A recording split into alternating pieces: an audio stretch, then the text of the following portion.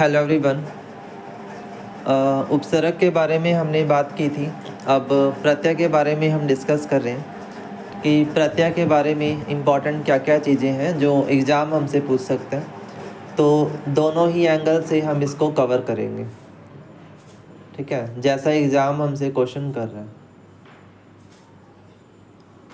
अब उपसर्ग का मतलब मैंने आपको समझाया था कि भाई अगर कोई शब्द किसी शब्द के आगे लगता है तो उसका वो मीनिंग चेंज कर देगा, तो हम उसे उपसर्ग कहेंगे, है ना।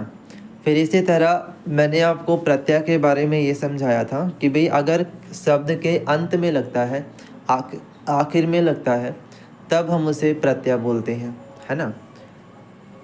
जो शब्दांश शब्दों के अंत में जुड़कर उनके अर्थ को बदलकर उसके विशेषता को परिवर्तन में लाते हैं, यानी भाई उसका शब्द ही चेंज कर देते हैं, मीनिंग चेंज कर देते हैं शब्द का, तो उसे प्रत्यय बोलते हैं। जैसे दया, दया में आलू जोड़ दिया तो वो दयालु बन गया, है ना। इस तरह प्रत्ययों का अपना कुछ भी अर्थ नहीं होता है और ना ही इनका प्रयोग स्वतंत्र रूप से किया जाता है। प्रत्यय के दो भेद हैं जिसमें कृत प्रत्यय और तदित प्रत्यय आते हैं। दो इसमें याद रखिएगा, एक तो कृत आता है और तदित आता है, ठीक है। वे प्रत्यय जो क्रिया के मूल रूप यानी धातु में जोड़े जाते हैं उन्हें बोलते हैं कृत प्रत्यय। मैंने जब आपको क्रिया पढ़ाया था तो क्रिया में धातु का मीनिंग समझाया था कि धातु क्या होती है, यानी अगर धातु में हमने कोई भी शब्द जोड़ा तो वो होगा कृत प्रत्यय। जैसे पट एक धातु है और उसमें अक जोड़ दिया, लिख और उसमें एक जोड़ दिया तो लेखक बन गया, है ना, पठ अक पठक, ऐसे। फिर इसी तरह वे प्रत्यय जो क्रिया के मूल रूप यानी धातु को छोड़कर अन्य शब्द जैसे संज्ञा, सर्वनाम, विशेषण या अव्यय इनमें जोड़े जाते हैं तो उन्हें हम तदित प्रत्यय बोलते हैं। या जैसे कि सेठ है एक संज्ञा शब्द है, उसमें आनी शब्द जोड़ के हमने सेठानी बनाया तो उसका मीनिंग चेंज हो गया, ठीक है। फिर इसी तरह हमारे पास लगभग 80 के करीब कृत प्रत्यय है, सॉरी 30 के करीब जो है वो कृत प्रत्यय हैं और 50 के करीब हमारे तदित प्रत्यय होते हैं।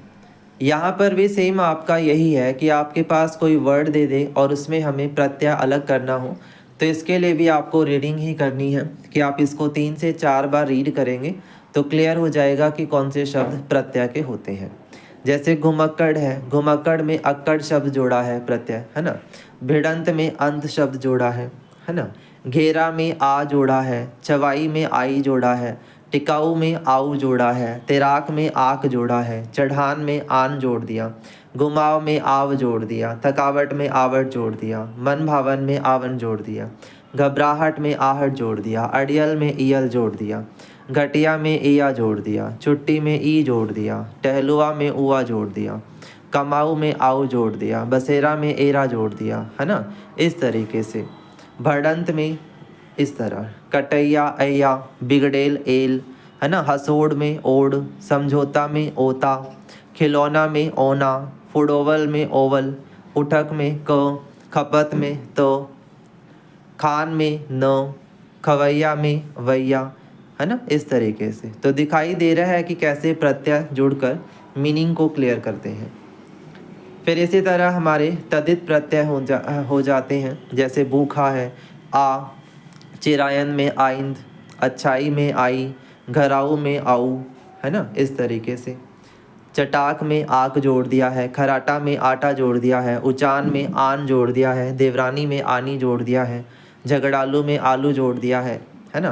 भटाव में आव जोड़ दिया है ना। इस तरीके से आपने पहचान जो है वो रखनी है, ठीक, क्लियर रहेगा। तो मैं यही कहूँगा कि आपको सिर्फ इसकी रीडिंग पढ़नी है, रीडिंग करनी है, अपने आप क्लियर हो जाएगा। फिर ऐसे ही कुछ तत्सम के प्रत्यय हैं, जैसे आदरणीय, इसमें आ जोड़ा गया है, देवरानी में आनी जोड़ा है, कृपालु में आलू जोड़ा है, पुष्पित में इत जोड़ा है, गरिमा में ईमा जोड़ दिया, दैनिक में इक जोड़ दिया, आस्तिक में क जोड़ दिया, पत्रकार में कार जोड़ दिया, है ना। इस तरह परजीवी में जीवी जोड़ दिया है, बहुग में ग गै जोड़ा गया है, मुख्यतया में तय जोड़ा गया है, उच्चतर में तर जोड़ा है ना, इस तरह। फिर ऐसे ही तद्भव में भी आ जाएंगे हमारे कुछ प्रत्यय, जैसे बतंगड़ है, इसमें अंगड़ जोड़ा, रटंतु में अंतु जोड़ा, खपत में अत जोड़ा है, जोड़ा में आ जोड़ा, कठिनाई में आई जोड़ा, टिकाऊ में आऊ जोड़ा, मिलाप में आप जोड़ा, है ना। कुम्हार आर, कसावट आवट, चपास आस, गड़गड़ाहट आहट, है ना, जुलाहीन इन, इस तरह। तो दिखाई दे रहे हैं आपको किस तरह से हम इसमें शब्द जोड़ रहे हैं। फिर इसी तरह कुछ देशज प्रत्यय होते हैं, जैसे घुमक्कड़ में अक्कड़, भूखड़ में अड़, चटाक में आक, खराटा में आटा, अड़ियल में ईयल, ठीक है। फिर इसी तरह विदेशज हैं, जैसे सफ़ेदा आ, जुर्माना आना, जिस्मानी आनी, है ना, इस तरह से।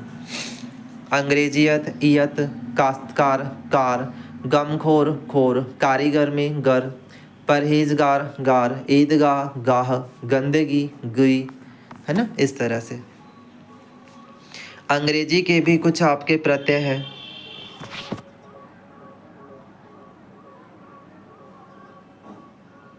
ठीक है। ये कुछ अंग्रेजी के प्रत्यय हो जाते हैं कि जैसे कम्युनिज्म में इज्म है, कम्युनिस्ट में इस्ट है ना।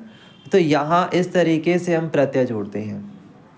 बेसिकली प्रत्यय के भेद आपसे पूछ सकता है, जैसे कृत प्रत्यय कौन सा है या तदित प्रत्यय कौन सा है ना। तो थोड़ा सा मीनिंग क्लियर करके जाना, मतलब क्लियर कर लेना कि कृत प्रत्यय क्या है, तदित प्रत्यय क्या है। फिर इसी तरह यहाँ पर जो आपको शब्द दिख रहे हैं कुछ, कि इन वर्ड का कौन सा मीनिंग है, कैसे वो क्लियर हो रहे हैं, है ना, दूसरे शब्द में वो कैसे जुड़ रहे हैं, है ना, ये आपको समझ में आना चाहिए, इम्पॉर्टेंट रहेगा हमारे लिए, है ना। तो उपसर्ग और प्रत्यय में बेसिक जो डिफरेंस है वो सिर्फ मीनिंग का ही है कि उपसर्ग शब्द के आगे लगेगा और प्रत्यय शब्द के आखिर में लगेगा, और दोनों का काम सिर्फ मीनिंग को ही चेंज करना है।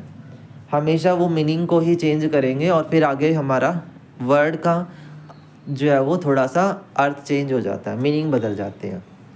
यहाँ पर पहचान वाले ही क्वेश्चन आते हैं, आपको 4 ऑप्शन देंगे और उसमें पूछेंगे इसमें कौन से में उपसर्ग नहीं है, कौन से में है, या कौन सा उपसर्ग है, इस तरह से, या प्रत्यय कौन सा है, ऐसे करके। तो ये दोनों चैप्टर आपके रीडिंग पर ज़्यादा है फोकस। आप इनमें जितने भी मतलब एग्जाम्पल दिए हैं उनको 3 से 4 बार आप एक बार पढ़ लेना, आपको ये टॉपिक बहुत अच्छे से क्लियर हो जाएगा, ठीक है। ये दोनों PDF मैं आपको ऑलरेडी शेयर कर चुका हूँ आपके ग्रुप में, है ना। तो जहाँ कोई दिक्कत आएगी वो आप मेरे से पूछ भी लेंगे। तो दोनों आपका ये टॉपिक हमारे कवर हो जाते हैं, ठीक है। चलिए, थैंक यू सो मच।